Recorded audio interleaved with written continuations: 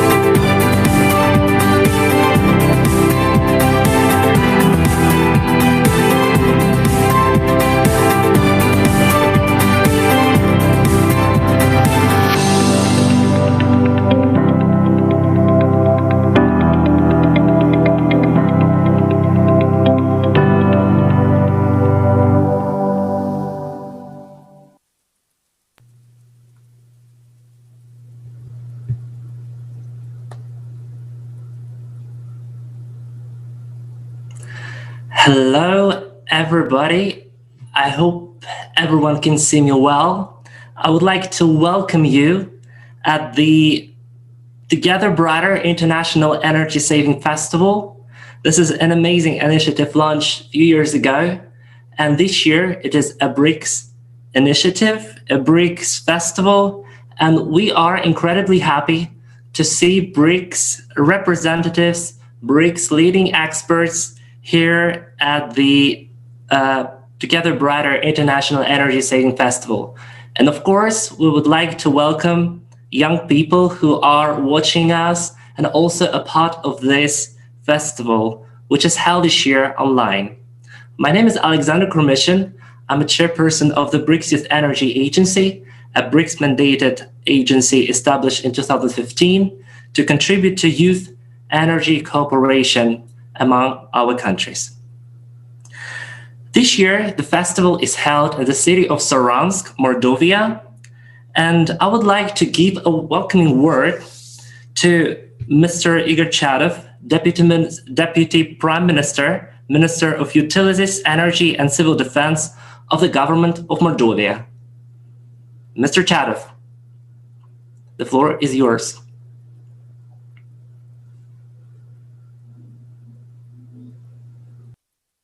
Добрый день, уважаемые коллеги, дорогие. Good afternoon, dear colleagues, dear friends. I'm happy to welcome you all at this festival, Brighter Together. And this year we are holding it in the Republic of Moldova, Russian Federation, under presidency of Russia within the BRICS organization. For us, it is a great honor to host such important event. And first of all, I would like to thank all organizers, the Ministry of Energy of the Russian Federation and the Youth Energy Agency of BRICS and Ross Congress for hosting this significant event. I'm absolutely sure that this festival is a very good venue for experienced professionals and young energy specialists can discuss relevant issues that we all face in the sphere of energy saving. Within this event, we were planning a visit of all delegates from the BRICS countries to the Republic of Mordovia, but unfortunately, due to the pandemic situation in the world, a decision was taken to hold an online event. We are very sorry for this because it is impossible to communicate face-to-face, and we cannot demonstrate our achievements to all of you, and we couldn't organize various events under the umbrella of this festival. We have prepared a short video about our republic, but it cannot demonstrate everything we would like to share with you about our region. Nevertheless, we believe that life goes on, and we all will have a chance and opportunity to communicate face-to-face, visit each other, and we will be happy to see you all in the Republic of Mordovia. And we would like to welcome once again all of you at this Brighter Together festival, and I wish you all successful work, positive emotions, and good health. Thank you very much.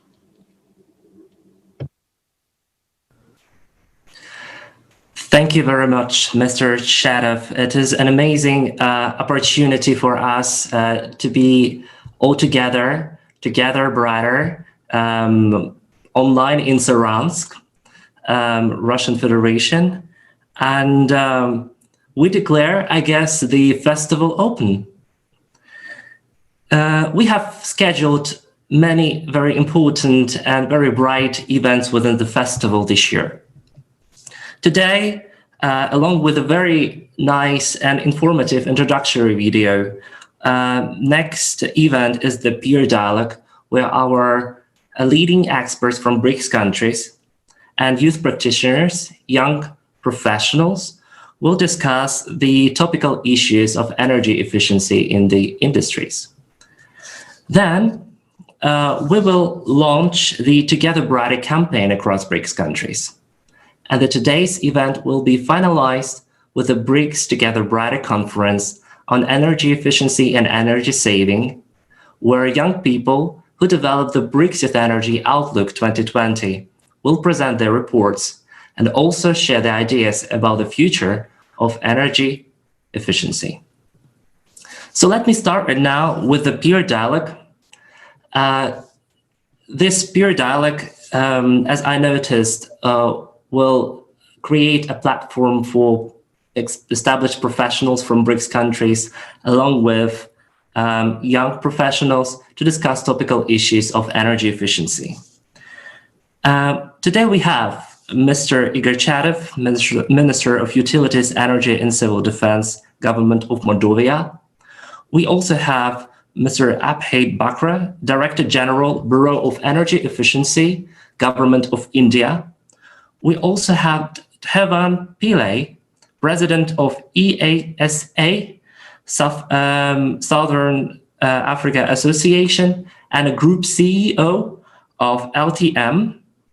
We also have Ms. Alexandra Marcel, Deputy Coordinator General for Energy Efficiency of the Ministry of Mines and Energy of Brazil. Our leading experts will be accompanied with speeches by our young professionals who have already achieved a lot in the industry.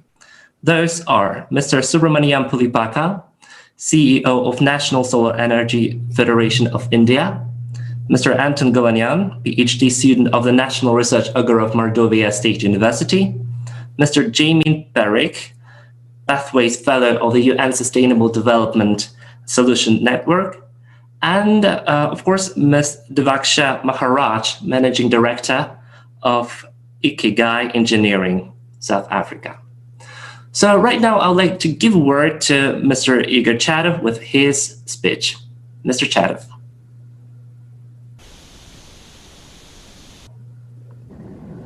Да, большое спасибо.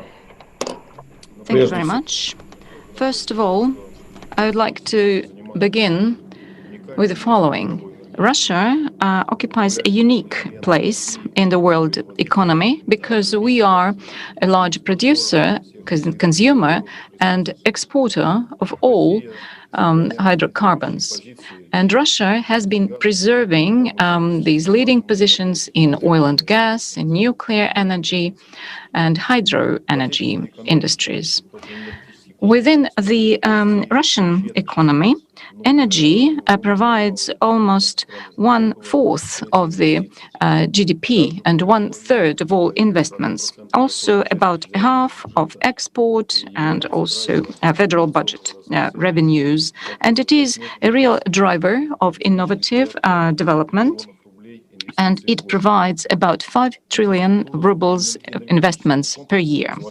Infrastructure of the fuel and energy complex ensures a reliable and high-quality access to energy resources for all companies and people living in the country.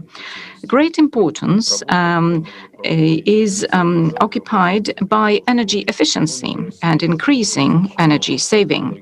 And as I said, this is a major driver of Russian economy development. At the beginning of the previous decade, Russia adopted a number of acts in the sphere of energy saving and increasing energy efficiency. And one of the major goals of this sphere is introduction of energy saving methods and achieving indicators, target indicators, and forming specific management and control methods in the sphere. However, the available results haven't yet reached the required level. As an example, the energy intensity of the Russian Federation GDP decreased only by 9%. And within the last 4 years, this indicator hasn't reduced. So on the basis of all this, it can be supposed that a more reliable way of introducing energy-saving technologies will be supporting the companies and public and private partnerships, research in the sphere, investments in high-tech production, and a wide provision of information to the population. And this shows that we are using a carrot, but not a stick. These measures cannot but lead us to high results within a short period of time. The government of Russia has done a lot in this sphere, and there are mechanisms of public and private partnerships that enable, without a significant budget expenditures, implementation of energy saving and energy efficiency area. In this respect, there's a base of normative and regulatory acts for implementation of this work. The Republic of Mordovia widely uses these mechanisms. As we all know, one of the major goals of the sphere is preservation of natural resources and protection of environments. And within the energy security doctrine of Russia, the President of the Russian Federation and the government of Russia identified a very important key area. It is development of gas fuel. For this, we see that a number of activities and projects are being implemented, including the Republic of Mordovia. We have now one gas fueling station, which provides premium methane fuel, and within our plans up to the year 2025 is construction of 12 additional fueling stations like that. In addition to this, there are plans of modernizing our rolling stock. And of course, we need to consider the demand for new types of vehicles. And also, this will ensure reduction of green gases emission. As for the housing sphere, within our republic, we have done a lot of work in terms of installing energy consumption meters in all the institutions, including public organizations and private houses. In the capital of the Republic, Saransk, in many multi-apartment buildings, we have automated systems of commercial metering. And to date, we practically do not use coal. We, in all our boiler plants, we use natural gas. Various social sphere institutions and business companies have an opportunity to get access to gas networks. And the level of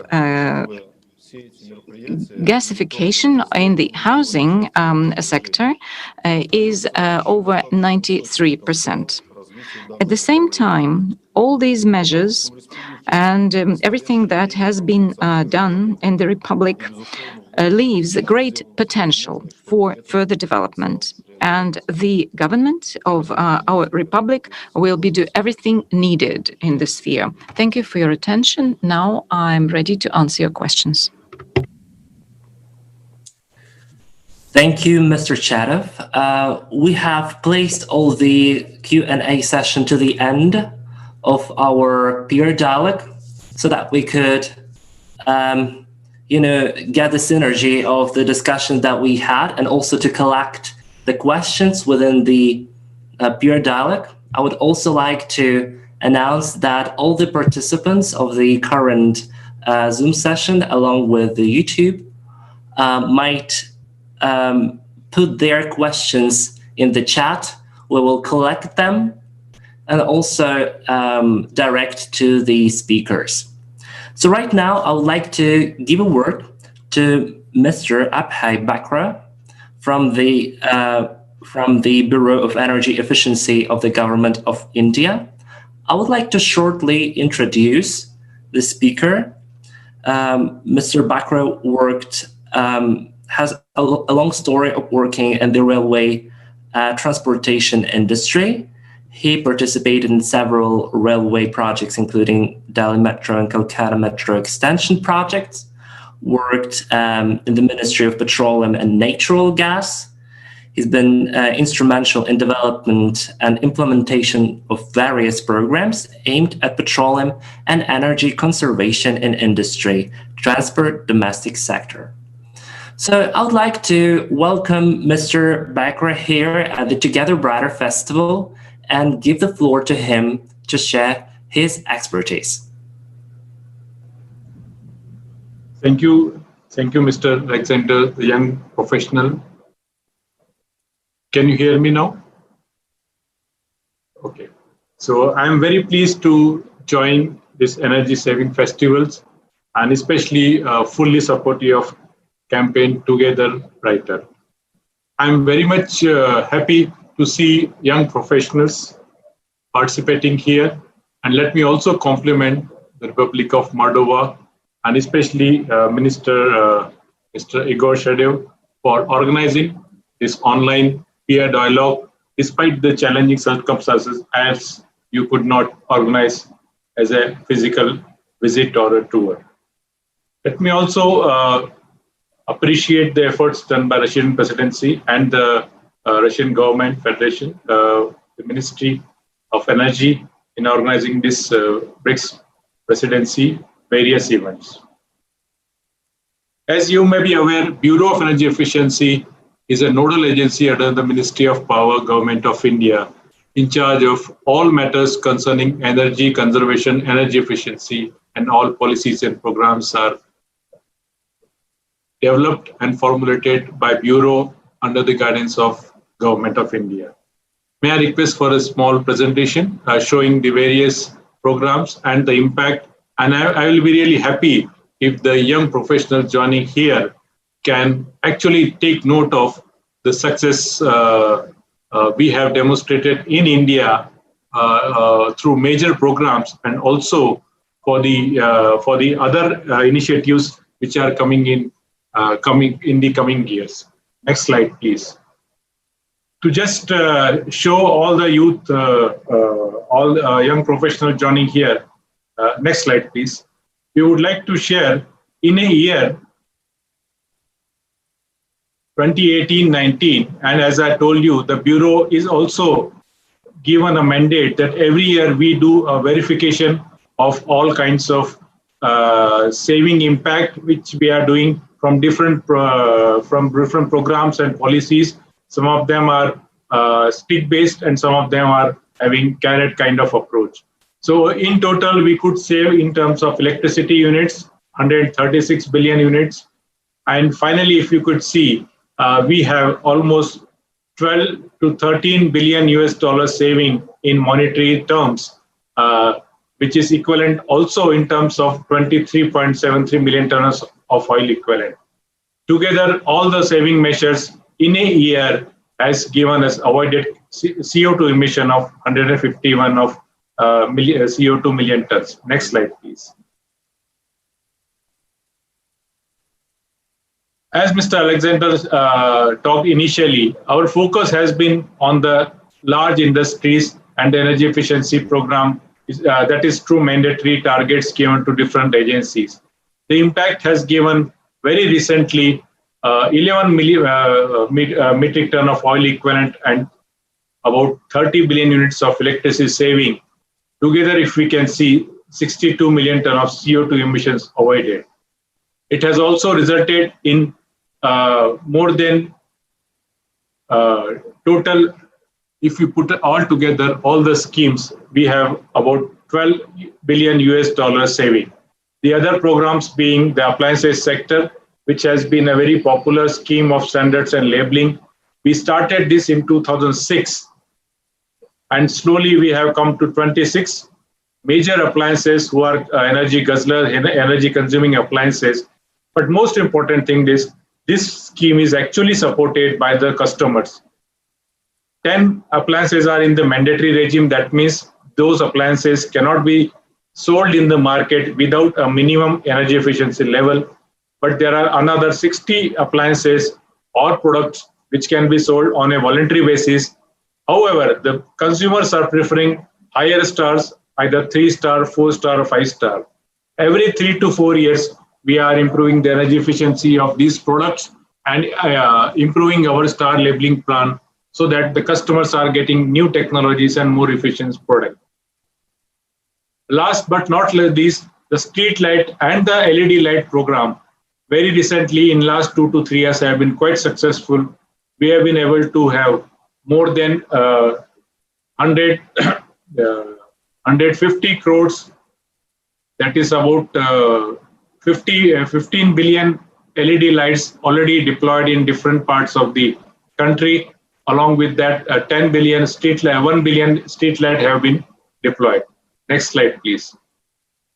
I want to basically emphasize that there are many areas which India is going to have more impact in coming years, even though the policies are in place, especially the building sector and the transport sector. As Mr. Igor very rightly mentioned, transport sector is one area where there is a lot of potential available to save hydrocarbons and to also minimize the emission of GHG emissions. In that series, we have already launched the fuel efficiency programs for heavy duty vehicles, for light commercial vehicles, as well as for the passenger cars. On the building sector, the commercial buildings, we have already given a mandatory code, and more than 17 provinces, there are total 30 provinces in India, 17 provinces have already adopted this code, and the new buildings up to a certain threshold that is beyond 100 kilowatt will now be designed and constructed to these constructs. We have already launched the voluntary code for residential building. I believe apart from the large industries, the transport sector, the appliance sector, the building sector will also give a lot of new construction of energy efficient building in coming 10 years. As you can see, so far we have been able to save a lot of energy as compared to the business as usual. However, in the coming years, we are going to have more and more impact. Next slide, please. Finally, as Mr. Igor was mentioned, the real evaluation of energy efficiency comes how much we are able to reduce the energy intensity. In India, we have been able to reduce the energy intensity from 2011-12 up to 2017-18. And now we have the data of 2018-19 by almost 15%, 15%, we have reduced our energy intensity. That means a country like India, where we have the developing economy, our economy is growing every year and we need more and more energy. However, we are able to optimize the energy demand so that with the available energy, we are able to produce more and more GDP. That's why in the coming years, we believe that energy efficiency will have a major impact on our improving energy intensity. At the same time, we will try to reduce GHG emissions. Next slide, please. In the large industry, as we discussed initially, we have taken almost now 1,000 large industrial units. Now we have covered 13 sectors. These were the 11 sectors given target. We have included petrochemicals as well as airports as the commercial buildings, new sectors. So the major sectors, India has focused on aluminum, cement, chlor-alkali, fertilizer, iron, steel, textile, petroleum refinery, as well as distribution utilities. These sectors are able to give more and more savings, and the entire report of energy impact is available on our website. I suggest all the young professionals to go through. You can have a detailed information how different energy efficiency programs in India are able to achieve a lot in terms of energy savings, but also there is a huge potential available in coming years. Just to point out about the investment potential, we have about 15 to 20 billion US dollar investment in the energy efficiency projects alone every year available. And we have a target of almost 150 billion US dollar investment from 2020 to 2030 to not only meet our climate change targets, but our own energy efficiency targets, as well as clean energy targets, which we are shaping up in every energy sector. Once again, thank you very much for inviting me here on behalf of Bureau of Energy Efficiency and Government of India. We wish all success for today's dialogue, as well as we really compliment the organizers for this youth festival. Thank you very much. Thank you very much, Mr. Bakre. It is a pleasure having you here today. And of course, thank you very much for your insights about the energy efficiency in India. Right now, I would like to give a word to Dr. Thevan Pillay.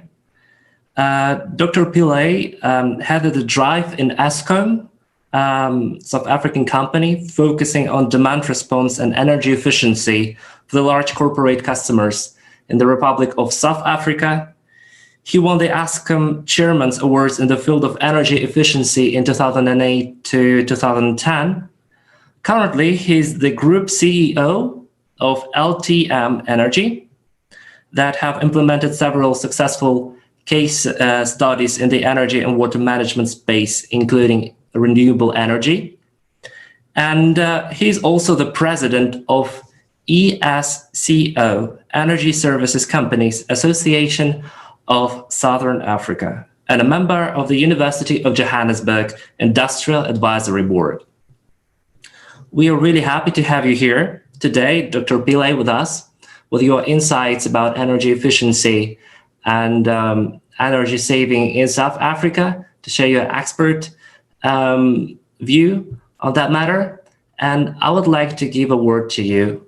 Thank you. Thank you. Thank you for the opportunity. I hope you can hear me clearly. So just a correction, I'm reading for my doctorate, so that does not make me a doctor, this is a correction. But I would like to delve into just the landscape. Are you going to share my presentation?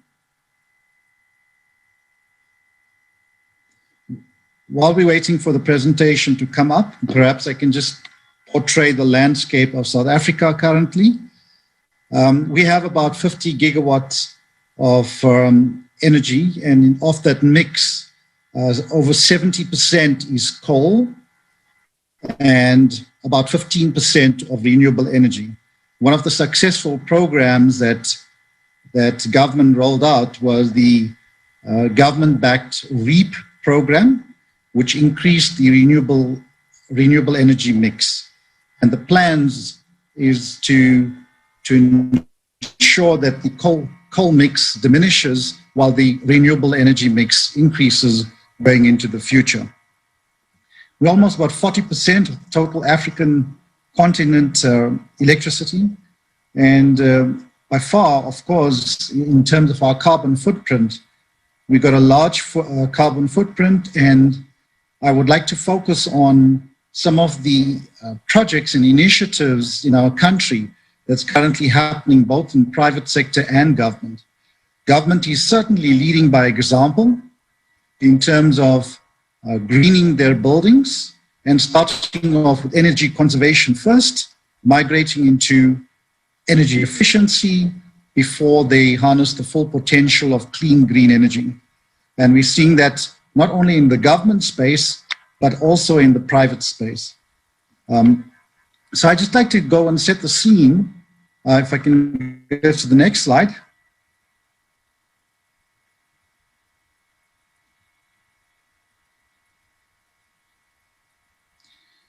Well, in terms of I think the first speaker mentioned the stick and the carrot. And if you look on the left-hand side, looking at the soaring electricity prices in our country currently, which creates a compelling environment for companies, corporates, as well as government, to look at energy efficiency as a key measure to reduce that cost. There's last year, government has introduced carbon tax, which is another measure to drive customers in terms of moving in the direction of energy efficiency and supporting the green economy. Also, in terms of the King 4 sustainability reporting, you see that it's a sustainable report and it's compliance reporting that large corporates have to subscribe to and to lead by, to become a good corporate citizen. In terms of the compulsory carbon reporting, which government has also introduced to ensure that the large corporates, including government, would adhere to some of the compliance reporting. Looking on the right-hand side, while you have the stick, it's important to harness the incentives that's out there.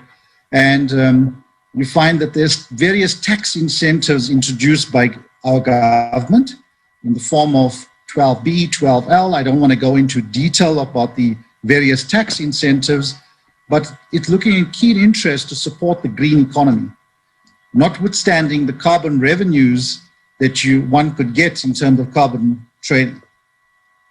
I'd like to move on to the next slide.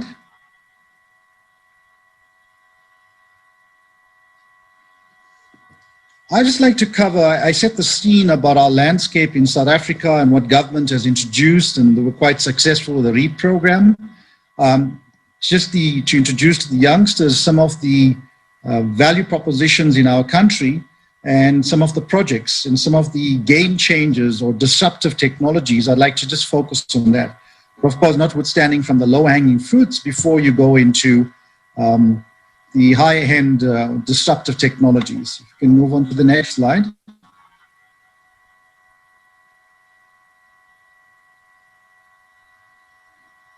Just quickly, if you look at this, and in terms of the low-hanging fruit, and on the middle of the slide, you see energy conservation features as the baseline. And before that, one has to look and establish the word smart meters and smart energy and smart water meters to ensure data management is the first and foremost priority before you look at energy conservation, migrating to energy efficiency, and of course, eventually into renewable energy.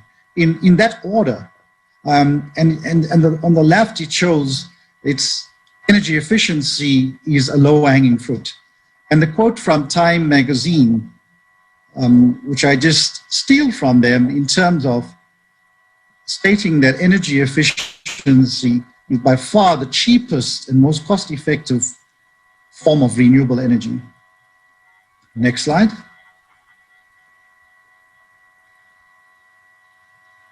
Okay.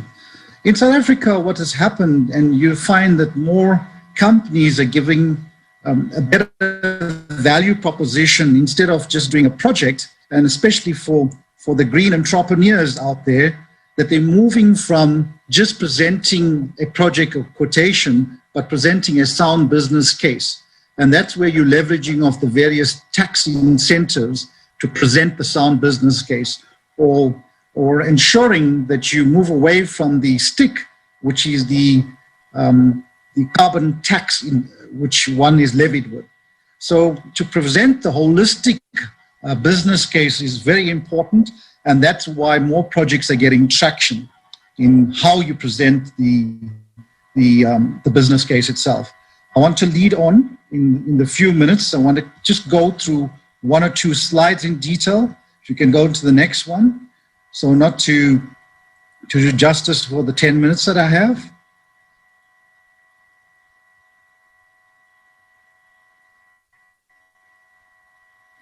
More and more companies are offering a funded solution, and you find that it has three areas of focus. One is what we call the energy conservation or optimization, and then migrating, as I mentioned, to efficiency before renewable energy.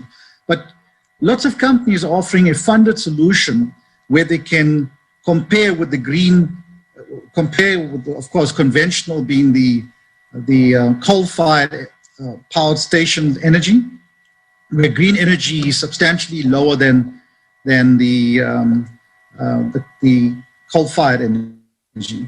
So you can see it's like almost a no-brainer in terms of the value prop that they're putting into the market. And you see more and more companies doing this and gathering traction. And you pretty much, it's creating that burning platform where customers now are attracted to a magnetic value proposition to accelerate on their efficiency needs. And that's pretty much the value prop in providing 100% clean energy with zero capex, zero operational cost, zero maintenance, and zero risk. It's compelling value proposition to gather traction. I would like to skip through the next two slides to zoom into the others, but let's go through if we can move to the next slide.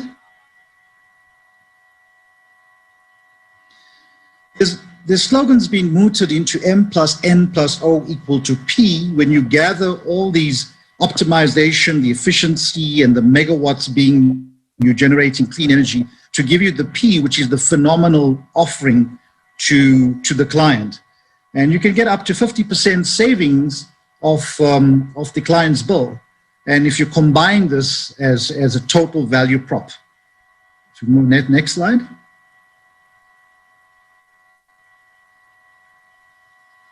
Okay. This is one case example where you see in one building over 40% energy savings by comparing or bringing all these value prop together. And then if you look at the carbon reduction, it's quite substantial. Also in this building, it's zero to landfill. It's a total holistic solution and 25% water savings. It's brought sustainability in this entire building, which is one of the flagship projects in South Africa, but this in the private sector, as well as government rolling out projects which supports, instead of electrifying homes and providing coal-fired power, one is looking at how you embrace renewable energy and look at microgrid technologies, which government is intensifying the drive on, especially in the rural areas. Next slide.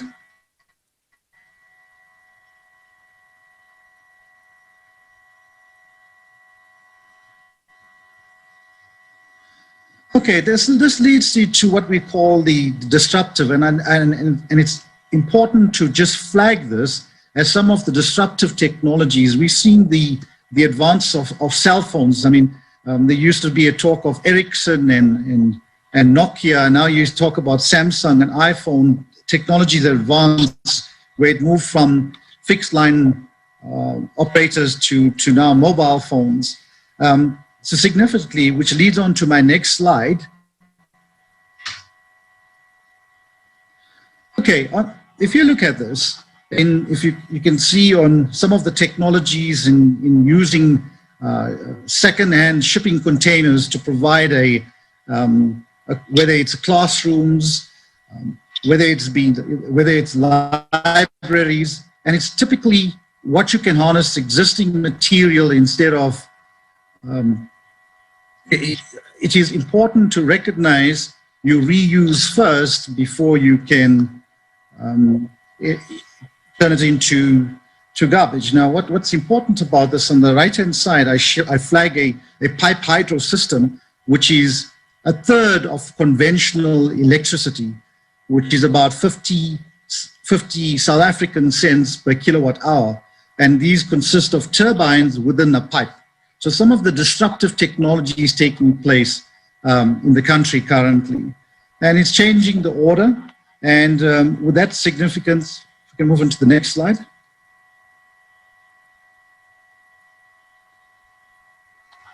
Okay, so you see the advancement of various projects which are highlighted. Government together with private industry. The intention is to change that energy mix drastically, to look at some of the projects whether it's disruptive or innovative technologies, to try and get to that journey map of getting to carbon neutral. Of course, it's a journey to get to that level. And you know, there's a phrase now being used where you become a prosumer rather than a consumer. And the prosumer, you're able to generate energy, and hopefully the dream being it's clean energy that one generates. And I think our leader, the Nelson Mandela, who says, use vision, but take action to change the world. Thank you.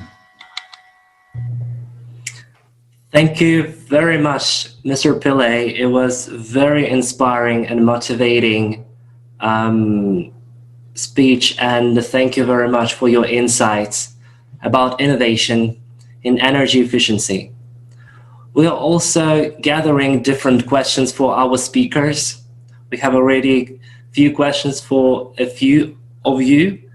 But before Q&A session, I would like to give a word to our Brazilian colleague, Brazilian keynote speaker, Ms. Alexandra Marcial, Deputy Coordinator General for Energy Efficiency of the Ministry of Mines and Energy of Brazil. She's a great expert in energy efficiency matters, and I hope she will share with us and young people from all over the BRICS countries with her insights about energy efficiency. Ms. Marcial, the floor is yours. Thank you. Thank you. First of all, good morning and good afternoon, everyone. I'd like to thank the hosts of this event in the name of the Ministry of Mines and Energy of Brazil for the opportunity of being part of the discussion today. Energy efficiency is a very strategic field for Brazil once the energy savings can be reinjected into the economy, and also it has the feature of being very labor intensive with activities that can be quickly started. So it can stimulate the creation of many jobs, mainly in construction and manufacture.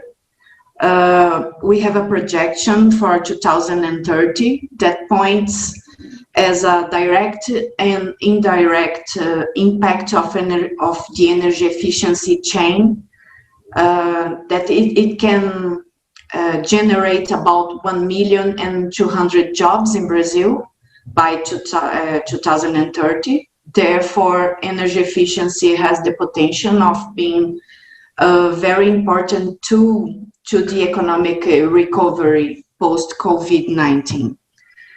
To summarize here today, some of our domestic priorities regarding energy efficiency, the government is supporting the acceleration of the reviews of the minimum energy performance standards of already regulated products, such as air conditioners and refrigerators.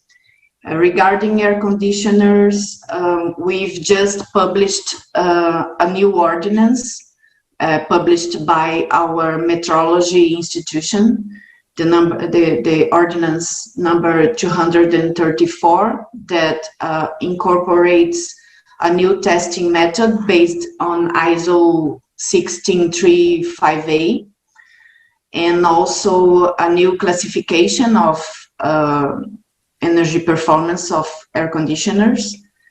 And we are right now proceeding with the discussion with the stakeholders related to the refrigerators industry to proceed with the review of the testing methods and with the studies of regulatory impact analysis.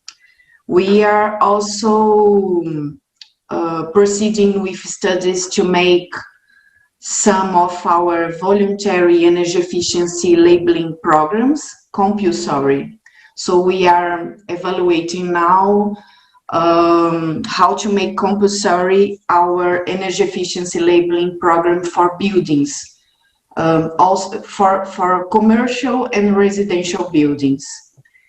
And there is also some initiatives from the part of the Ministry of Mines and Energy to promote the dissemination of ISO 50001. We have a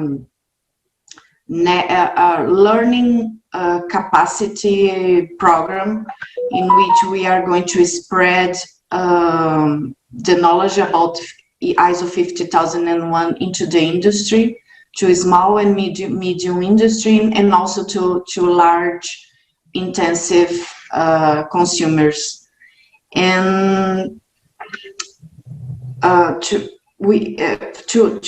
try to summarize all the initiatives, we are also finalizing the process for launching the first auction of energy efficiency for the city of Roraima in the north of Brazil.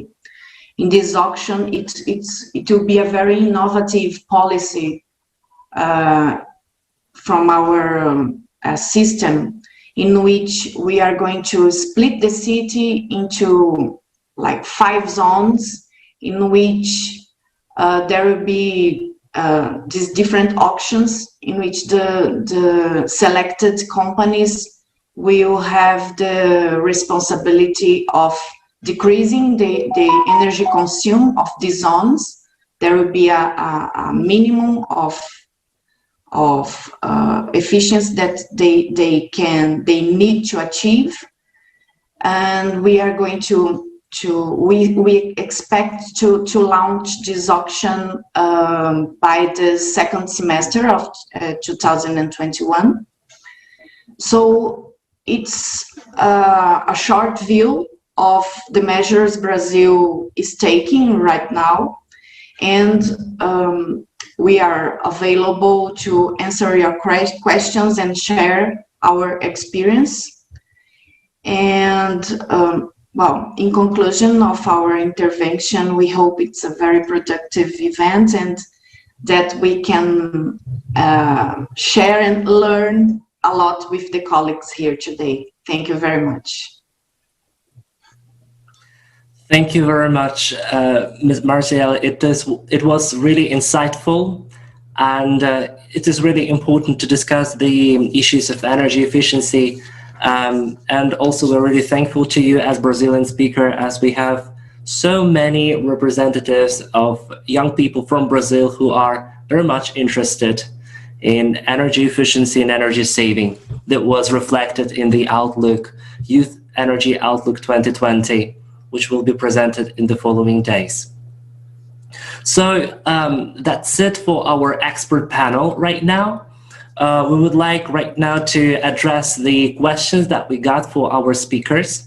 As long as we are a little bit pressured by our scheduling, we have decided to allocate only 1 question per speaker. However, we will address all the questions to the speakers later on. And if you would like to answer and provide your insights, you're very welcome to answer those questions remotely. So the first question I would like to address to the host, Mr. Igor Chadov. So, Mr. Chadov, you mentioned that that actually lightning technology industry is a very important area of energy efficiency, activities in Mordovia. So also Mordovia is like a leader, regional leader in production of lightning technologies. So what factors influenced the fact that Mordovia is a regional leader of production of lightning equipment? And how does the government of Mordovia support energy saving production in the region? Thank you.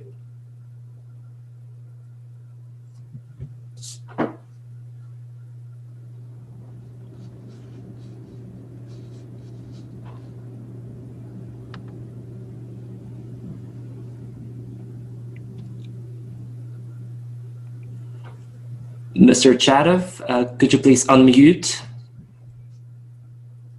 Да, прошу прощения, слышно меня, да? I apologize. Is it okay now? It is all right.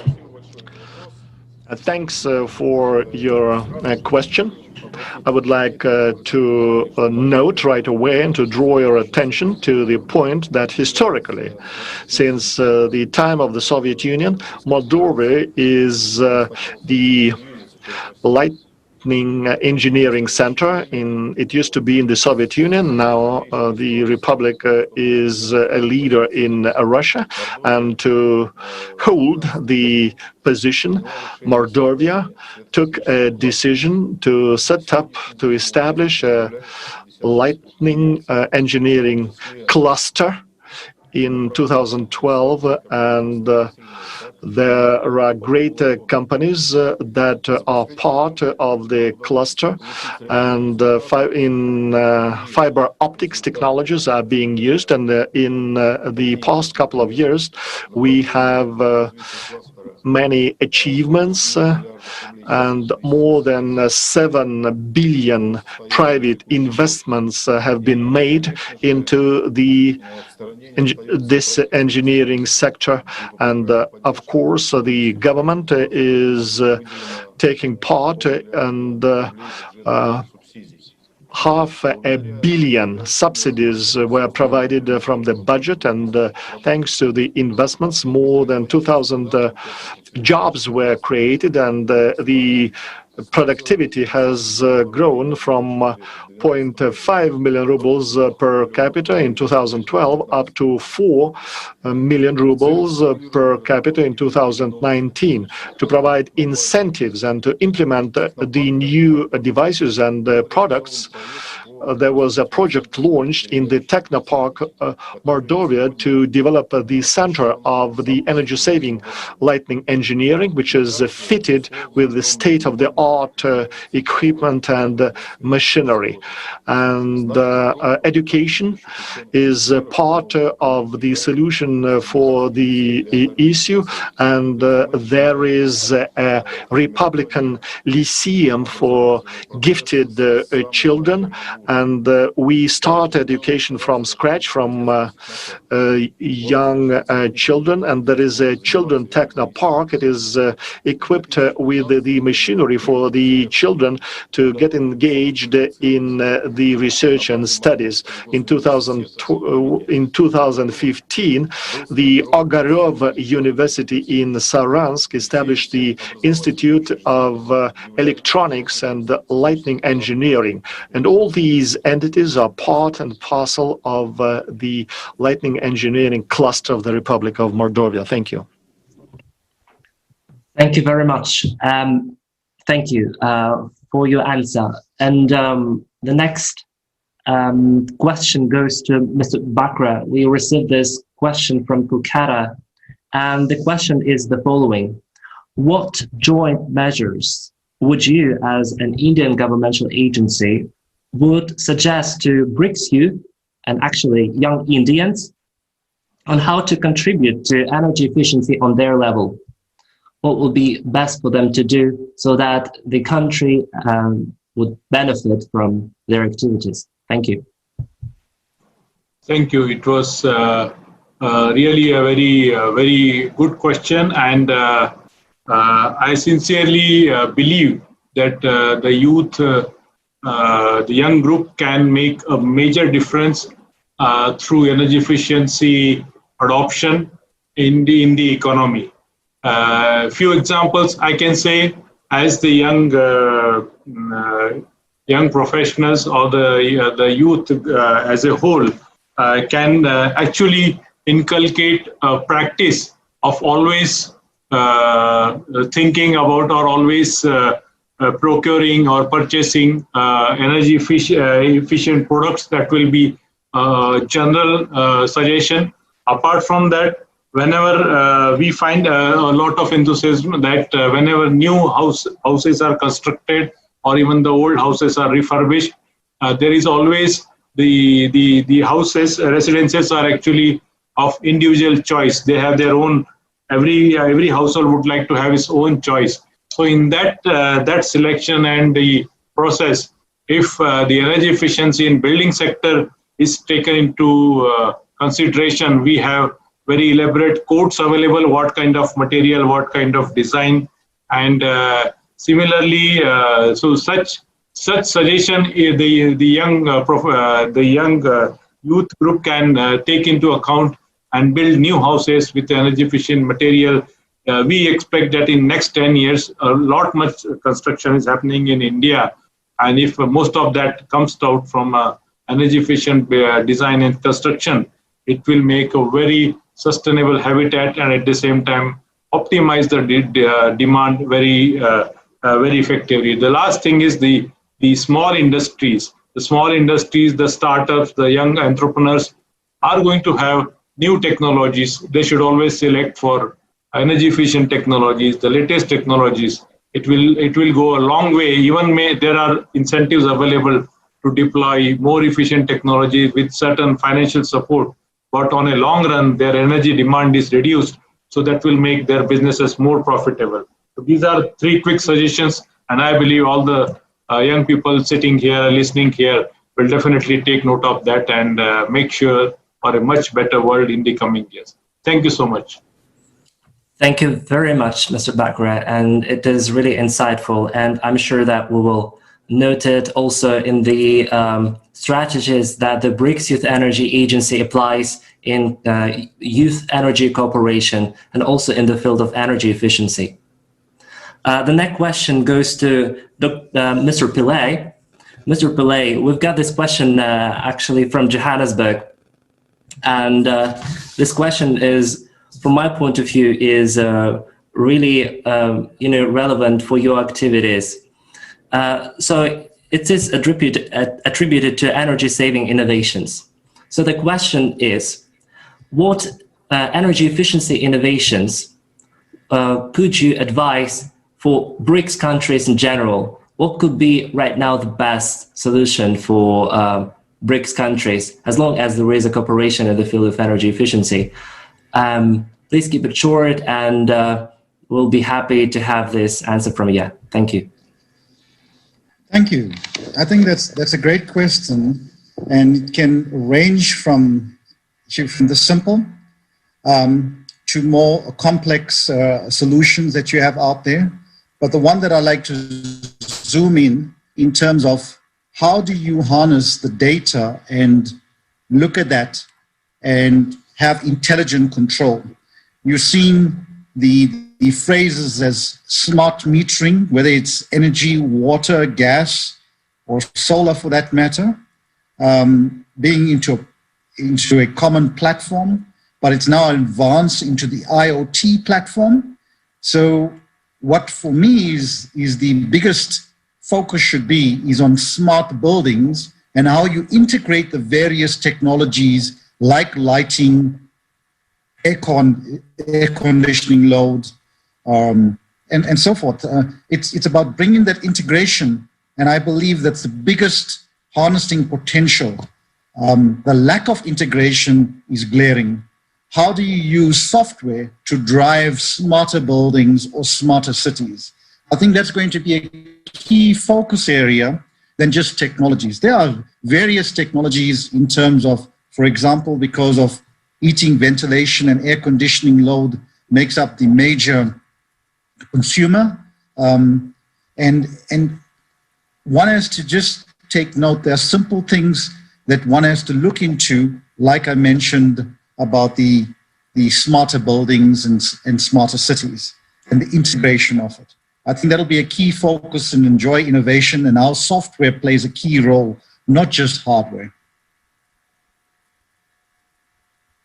Thank you very much, Mr. Pillay. It was so great and such a great advice. And of course, this is the area where we could really benefit from innovations, energy efficient innovations and BRICS energy sectors. And the very last question that we have received from Brasilia, the capital, I guess it is addressed to our expert from the Ministry of Mines and Energy. What makes it very important that this question comes from the developers of the BRICS Energy Outlook 2020 coming from Brazil. So they ask you, Ms. Maciel, what actually would you define as best practices right now to keep the Brazilian economy energy efficient? And what practices can be right now fulfilled to make it energy efficient in the next 10 years? Thank you.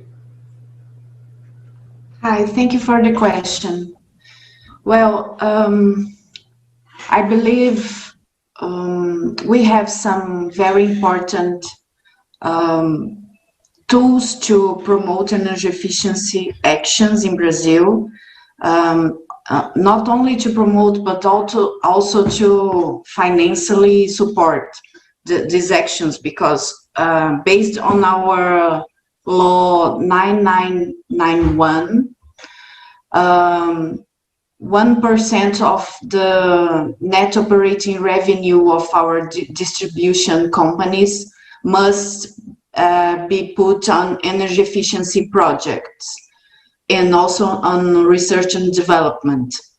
And part of these resources are put on public calls.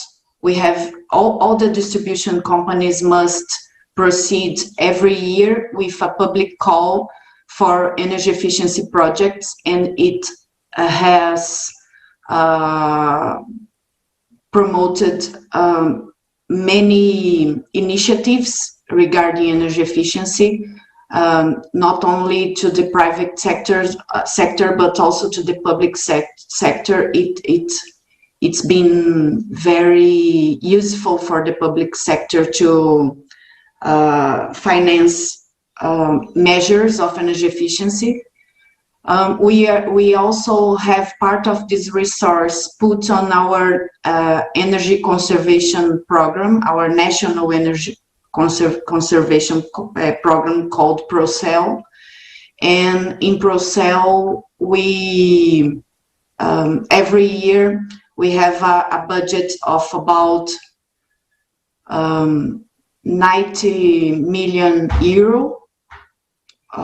Sometimes it's more, but with this budget, we stimulate many activities into education and also into the sectors of industry and buildings. And I believe with these initiatives that we have every year with this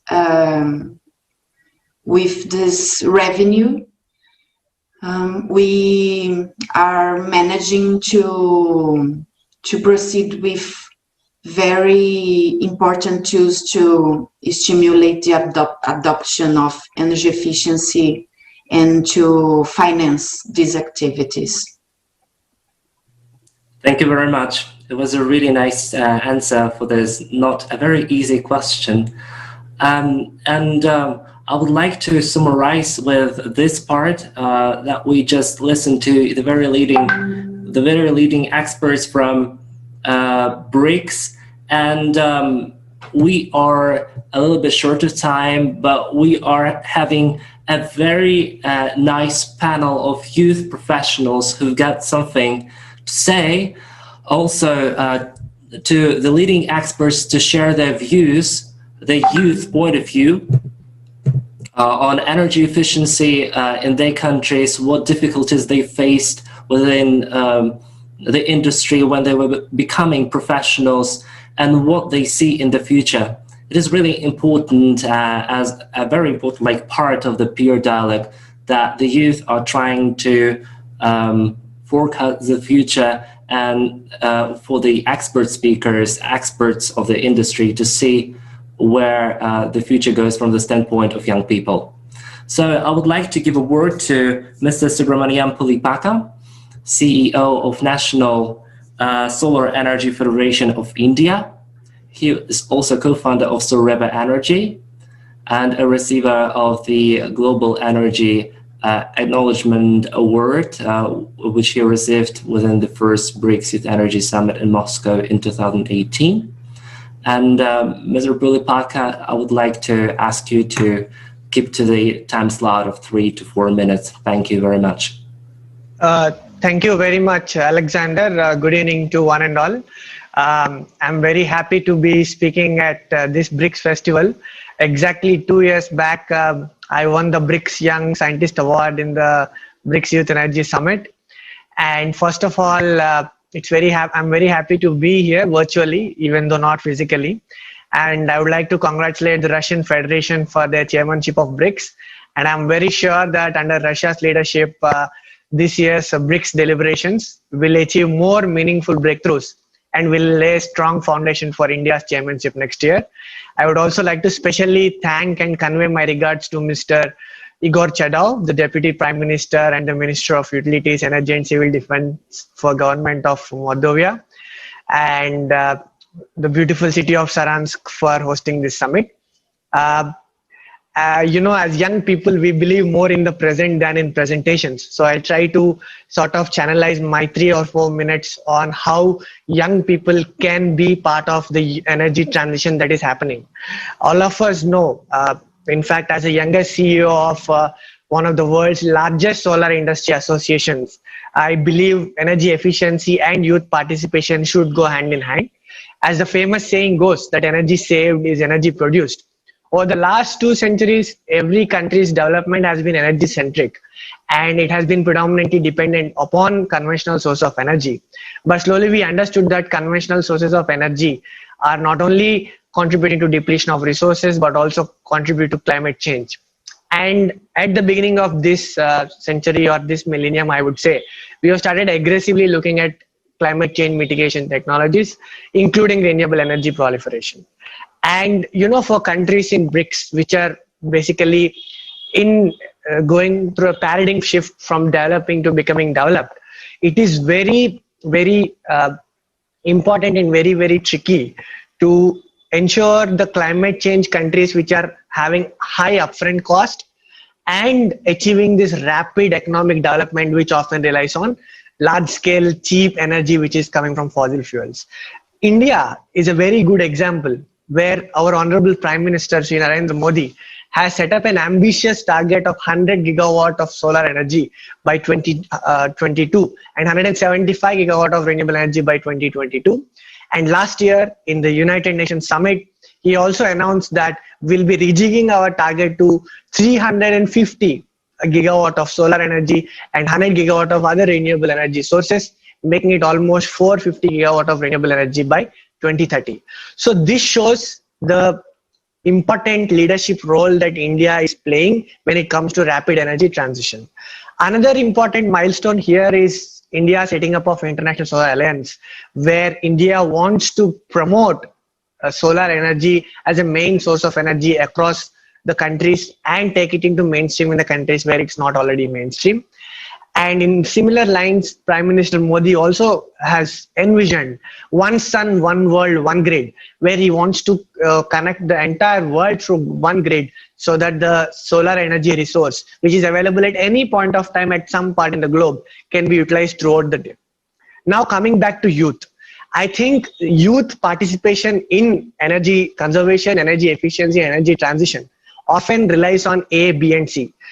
Besides being the Chief Executive Officer of National Solar Energy Federation of India, which works very closely with the Ministry of New and Renewable Energy, Ministry of Power, Government of India, I am also the founding chairman of India-Africa Youth Energy Forum, which was started when Honorable Prime Minister Narendra Modi visited for the first time in Rwanda a couple of years back. And the 3 points, the A, B, C, in which the youth participation lies, is awareness, brainstorming, and contribution.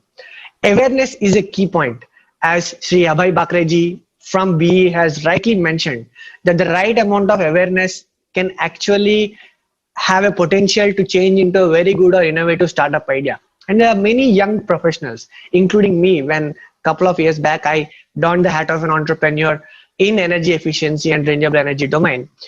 Awareness is something that is more paramount for youth to get themselves engaged in this energy conservation dialogue. With BRICS Youth Energy Agency and Together Brighter, what we tried to do was to inculcate this awareness right from the when the young people are very young, from the school itself. We organized awareness campaigns. We organized drawing competition and painting competition. A snippet of that you've seen in the introductory video that was played in the beginning.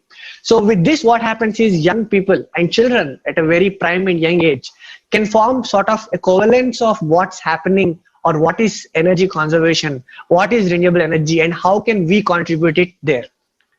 And the second part of this is the brainstorming, where, like I mentioned, capacity building activities are something that are very, very integral. There are government, especially in Indian government, we have Skill Council for Green Jobs, National Skill Development Corporation, which are trying to address this issue by organizing capacity building activities. And through India Africa Youth Energy Forum, we are also trying to target capacity building activities to ensure the youth who are already aware of it will have enough knowledge to either venture into it, pursue their career, or explore other options in either the policy side or the economic side or the technology side. The third part comes to contribution. And I think I am the living testament of contribution here. I started young when I was a graduate in BITS Pilani, one of the premier institutes in the country. I did my research and I presented that in Moscow a couple of years back, where I won the Young Scientist Award. And I've been noticeable. And then from my technology side, I shifted to policy side in National Solar Energy Federation of India. And when I took over here 2 years back as CEO, I was the youngest CEO at the age of 24 years. And I think the main stepping stone for young people when it comes to their engagement or their involvement in energy conservation or energy efficiency is interaction with peers. And I very much would like to sort of congratulate BRICS Youth Energy Agency, and more in terms of BRICS Forum in the whole, for bringing youth agenda into this meeting. And it is a matter of fact that youth in BRICS represent almost 10% of world's population. I'm saying 10%. And if youth in BRICS come forward and join their hands, energy efficiency and sustainable energy proliferation can be easily achieved, and there can be nothing better than that. And I strongly believe that under the leadership of BRICS Youth Energy Agency and other like-minded organizations, we can achieve this feat by encouraging youth to actively participate in policy, economy, and technology, the PET aspects of both energy efficiency and renewable energy proliferation, so that we need to bring this discourse or this discussion into mainstream. Finally, I would like to conclude by saying that whenever I go, people ask, you're from solar energy, tell me what is the strongest or the most powerful source of energy. I tell them the most strong or the strongest source of energy is youth energy. Youth energy is the strongest known source of energy for anyone, and there is no other source of energy that can come very close to it. And youth energy is the only energy that can help us in fighting against climate change, promoting energy efficiency, and making our planet safer for future generations. With this, I would again like to thank the BRICS Forum, BRICS Youth Energy Agency, and Republic of Mordovia for this wonderful session. And I hope and truly believe that more and more young people will come into this platform and try to contribute more and establish a meaningful discourse. Thank you very much. Namaste. Thank you very much, Subramaniam. It was a very inspiring message to everyone here present. I would like to provide just like a short notification for the ones who are members of the first parallel of the conference that it starts exactly after the peer dialogue. Sorry for the delay. Right now, I cannot wait but to provide a word for the speaker from South Africa, our Devaksha Maharaj, Managing Director of Ikigai Engineering. She is a real noble expert, young professional in this field, involved in education, involved in engineering, and there is really a line of adjectives and also phrases to describe what great contribution Ms. Maharaj had made to energy industry, especially her inputs in renewable energy technologies, and especially for her STEM approach towards education for children. So, Ms. Maharaj, the floor is yours. You're very welcome. Let's keep it short and intensive. Thank you. Thank you, Alexandra. Thank you to all relevant parties for having me on this platform today. A very good afternoon from a very sunny Pretoria, South Africa. As Alexandra explained, I am Devaksha Maharaj, the Managing Director of Ikigai Engineering. My passion is education, training, and development of youth. As part of my business, I have a STEAM, Science, Technology, Engineering, Arts, and Mathematics program for 2 to 5-year-olds.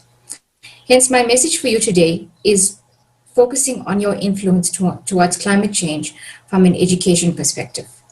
We have heard from discussions today the shift to renewable energy, the use of energy efficiency, and the reduction of carbon emissions. We have also heard about local, national, and international policies and the influence of the global leadership. However, as future leaders, what is the driving force? Knowledge. I'll also quote from our ex-president, Nelson Mandela. Education is the most powerful weapon when you can use it to change the world. We see in the South African context more and more young people wanting to learn about renewable energy, especially solar PV and its installation. As COVID-19 has brought in economic downturn, it has also brought in the role of the young entrepreneur. We need to leverage off this and educate these ambitious, self-driven individuals by opening up learning opportunities. I am currently involved with the Energy and Water Sector Education Training Authority, better known as EVCETA, on the development of training of energy and renewable energy technicians. My opinion is that this needs to go out to the FET and the TVET levels to respond to the emerging opportunities for IPP and allow for entrepreneurship opportunities. There is a myth out there that young entrepreneurs are a risk in business. However, in developing in these young businesses, we need to engage with industry experts and seek collaboration with industry partners. As part of this development of curriculum, we seek to provide localization of international qualifications. Embrace your influence. You as young leaders in our time have a great importance in climate change, as the future is only yours. Go out there and expand your knowledge, research, understand. The more knowledgeable you become, the more influential you become, and the more dialogues you can participate in. I see on the panel today that there's only 2 females here, and I strongly urge the female gender to get involved. The renewable energy sector is known to be of labor-intensive and involving muscle strength. That's another mindset that young leaders need to influence and change. Women are seen as an underutilized resource in both climate change adaptation and mitigation initiatives. Engage others with your influence, friends, family, acquaintances, and encourage them to influence others. Become more responsible and show others the importance of taking account of yours and their carbon footprints. My closing message for you today: in order to make transformation, we need young leaders like yourselves to become participative, in strong engagement, to remain ambitious, and to become influential. To achieve our sustainable development goals, we need to start today. Thank you. Thank you very much, Ms. Maharaj. It was a great message for BRICS youth, for BRICS energy experts. I hope it will be taken into consideration. And we are, as BRICS YEA, of course, have heard of that. We have 2 more young professionals, and I would also like to, right now, to give a word to Mr. Jamin Parikh, Pathways Fellow of the UN Sustainable Development Solutions Network. Mr. Parikh is involved in promotion of SDG agenda and is really involved in this topic. I asked Mr. Parikh to provide his insights from youth perspective shortly. What is the future for young people from your point of view, also in terms of energy efficiency. Jamie, you're welcome. Okay, so can I have the presentation, please?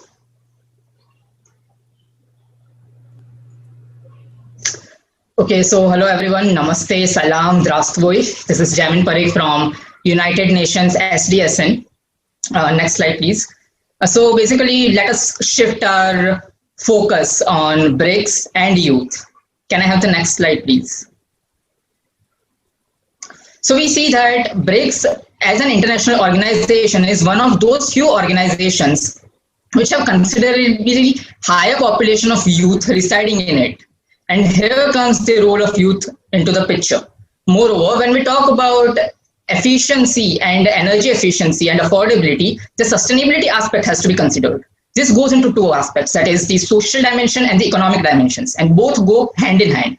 That is the reason we see that SDG 7, SDG 11 and Sustainable Development Goal 12 of United Nations are inherently interlinked with each other. Next slide, please. So now the question arises, has India done anything? Well, absolutely. India has faced the challenges, but at national level, it has contributed in intended nationally determined contributions, which is in alignment with Paris Climate Agreement of 2015. Secondly, the National Solar Mission of 2008 and National Energy Policy of 2017 are exclusively focusing on cleaner and greener energy. When it comes to international level, as Subramaniam rightly mentioned, that we have the International Solar Alliance, which was formed in 2017. And India has certainly taken a lead in renewable energy. Moreover, in next 1 to 2 years, world leaders can surely expect a world solar bank from Indian side.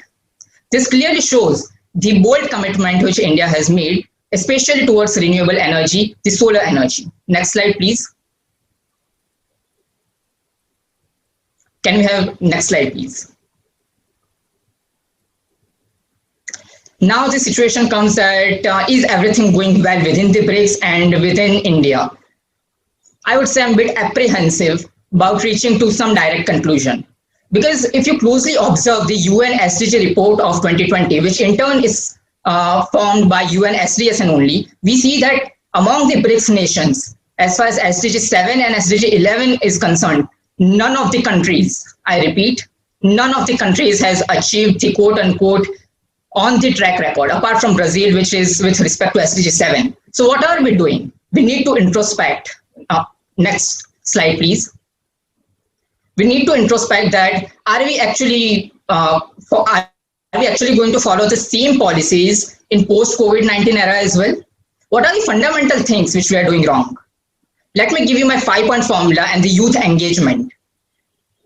First, we need to change across the BRICS the overall approach. That is, till now we see that we have a top-down model where policies are formed at ministry level, then it goes to the regional level, then it goes to district level, then urban, and then rural level.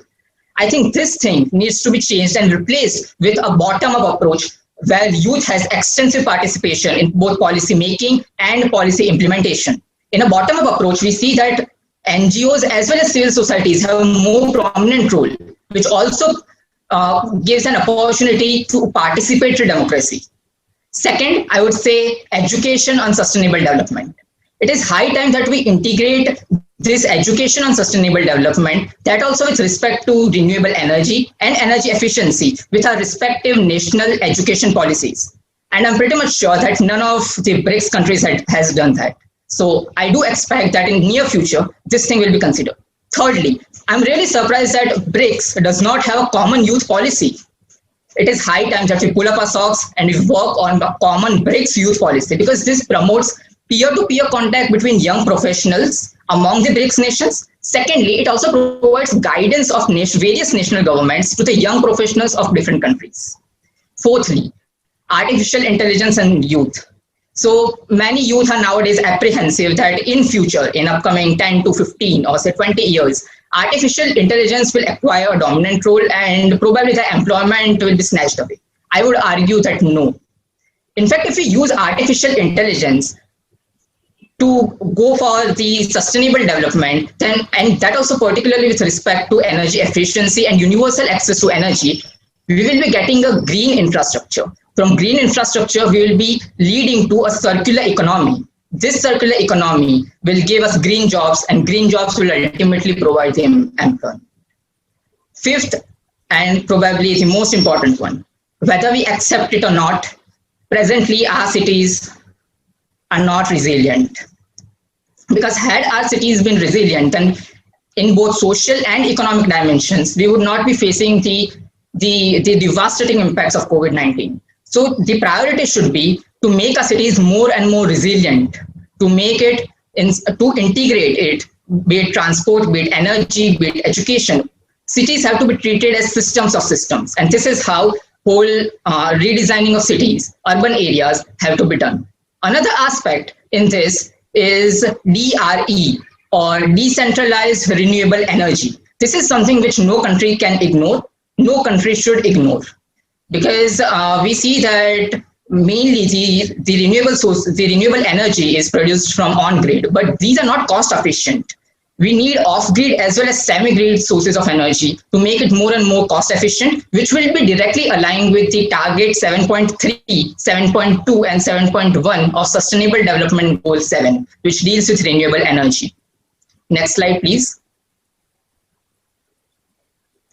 Now, finally, I would diplomatically like to say that considering the status quo, we must understand and we must realize also that our respective bilateral differences should not become a potential challenge in the overall coordination and cooperation of BRICS. This is something quite important. Finally, I would like to end by Mahatma Gandhi's quote that this earth has enough for everyone's need, but not for anyone's greed. And this is something which we need to understand at an individual level. Let us ask ourselves that whatever steps, whatever decisions we are taking in our day-to-day life as well as in our professional life, are those completely in line with Sustainable Development Goals or not? Are those completely aligned with sustainability or not? If not, then probably we are not doing the thing which we should be doing. So it is high time that we pull up our socks and we work towards sustainability in a much more holistic and comprehensive way. That's a bit from my side. That's a bit from Youth Representative of India and a bit from United Nations SDSN. And thank you. Spasiba. Thank you very much, Emin. It was really insightful. It was really insightful contribution to that. Once again, I would like to note that the participants of the first parallel of the conference will be able to join the first parallel of the conference only after the peer dialogue is over. And before the launch of the campaign Together Brighter, we would like to hear from Mr. Anton Galanian, PhD student of the National Research Agora of Mordovia State University. He's also an engineer of the Department for Heat Power Engineering of this very important university for the region. And Mr. Anton, I would like to give the floor to you to keep it as agreed in the scheduling 4 minutes. And you have an amazing opportunity right now to deliver your ideas about, the youth professional standpoint for the future of energy efficiency, especially of your region, as long as the Deputy Prime Minister of the government of Mordovia is here. So you're very welcome. Okay, thanks. I will try. Добрый день, уважаемые коллеги, участники форума. Good afternoon, dear colleagues, participants of this forum. This topic of energy efficiency is being discussed at the state level and international level. We hear a lot about depletion of natural resources and climate change and also growing prices for energy resources. And all this affects any company, of course. So we need to save energy, and also we need to introduce measures that promote this. Energy saving is a major stimulus for developing consumer markets. The use of alternative energy sources is becoming more and more popular. The forecast of world and Russian energy development, as developed by the Russian Academy of Sciences, demonstrates that by 2040, energy resources use will double, but a lot will be provided by renewable energy sources. So in order to ensure energy efficiency, we need to develop various strategic areas. So it is self-dependence, then diversification of the energy mix, and also development of renewable sources. And they should be viewed all together. As for the town of Saransk, the heat engineering system was developed by our department, and the network can be extended by 20-30% using so-called pulsing heat methods, and this might improve the heat efficiency of the buildings by 20%. And also we can demonstrate it using the heat distribution unit of the Saransk University, various new pumping systems, and reduction of losses through raising efficiency of heat networks. Also, we have developed various gas and diesel generator systems, and it uses again some impulse mode. In the near future, Saransk will be using new turbine units. So their specificity is that they can use any type of fuel, including low quality. So we need to consolidate initiatives of all youth potential of the BRICS countries, and they will ensure development of new sustainable technologies. Thank you for your attention. Thank you very much, Anton, and thank you for your insights from the standpoint of PhD student of Mordovia State University. And it's really important for us to hear what it is like from the youth perspective, especially from a BRICS nation perspective, Russian young person. So we consider is the very last moment of the peer dialogue. We would like right now to move to the next point of our agenda, which is the launch of a Together Brighter campaign across BRICS countries. Let me just tell shortly about this very kind campaign that was developed by the host this year. The Together Brighter campaign across BRICS countries will be devoted to the journey of a firefly tactic across BRICS countries. And young people will show how they, contribute to energy efficiency by displaying their country's landscapes and maybe industrial objects of these countries, or maybe educational centers or laboratories. So we would like to start by ourselves. Russia would like to take an initiative and to present the video. And for this, I would like to ask Mr. Igor Chatov, Deputy Prime Minister of the government of Mordovia, to give it a start, just by saying to go. And I guess the colleagues will launch the video of the campaign. Mr. Chatov?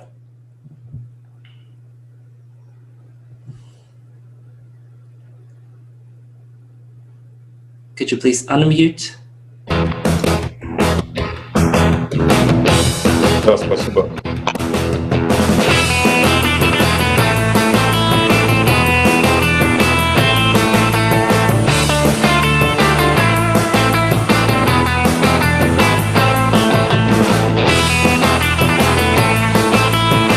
Sorry, colleagues, could you please switch to Mr. Chatter?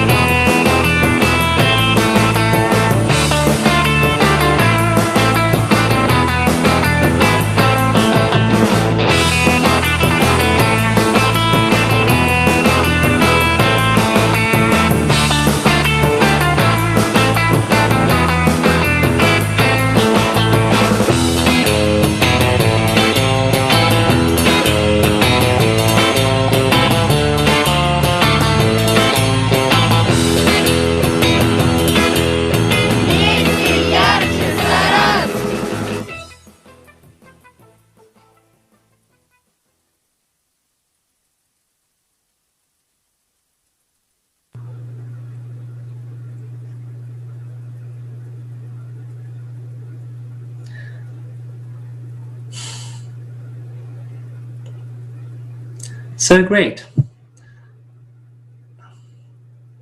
Mr. Chadov, would you please say a few words about the start of the campaign?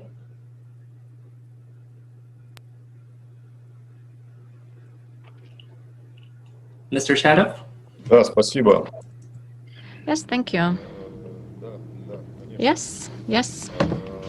Really great. So with this moment, we would like to declare the peer dialogue closed, and we are moving to the parallel discussions within the BRICS Together Brighter conference. I would like to thank everyone who was here today, especially the leading experts from BRICS countries, and of course young professionals who have contributed to this peer dialogue. We hope that this amazing framework will continue to exist within our events. And I would like to invite you to participate in the parallels of the conference upon your interest. And this is an amazing opportunity to share your ideas around it all. So thank you very much. And everyone who would like to participate in the conference, please click on the second link in the provided guidebooks and the parallel agendas, and you will be welcome to report on your research within the BRICS Youth Energy Outlook 2020. Good luck. See you soon. Bye.